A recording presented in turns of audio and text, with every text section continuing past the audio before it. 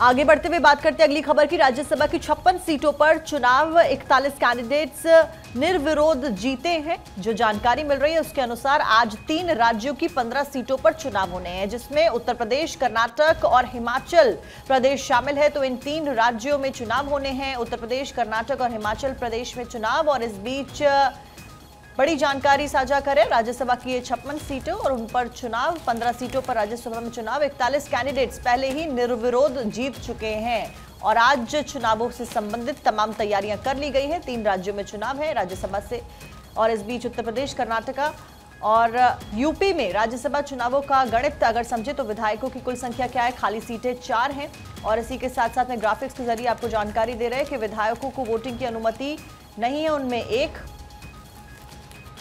देखिए, वोट डालने वाले जो कुल विधायक हैं यूपी में वो हैं 398, एक को इजाज़त नहीं।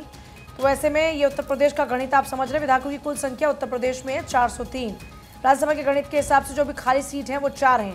दरअसल यूपी में अपने एक और प्रत्याशी को उतारकर बीजेपी ने जो मुकाबला वो दिलचस्प कर दिया। ऐसे में राजा भैया ने कह दिया कि वो बीजेपी के साथ जाने वाले, क्योंकि राजा भैया का जो वोट था, उनके 2 वोट वो काफ़ी इंपॉर्टेंट माने जा रहे थे उस अगले प्रत्याशी के लिए जो आखिरी प्रत्याशी उतारा बीजेपी ने।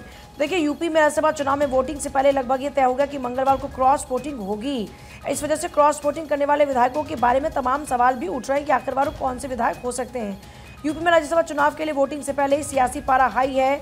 समाजवादी पार्टी के 8 विधायक अखिलेश यादव की डिनर पार्टी में शामिल नहीं हुए। दूसरी ओर बीजेपी के नेतृत्व वाले एनडीए खेमे से भी कुछ विधायकों के नाराज होने की अटकल है, जिसके बाद राज्यसभा चुनाव में क्रॉस वोटिंग की संभावना बढ़ गई है। इस वजह से क्रॉस वोटिंग करने वाले विधायकों की सदस्यता को लेकर भी सवाल खड़े होने लगे हैं।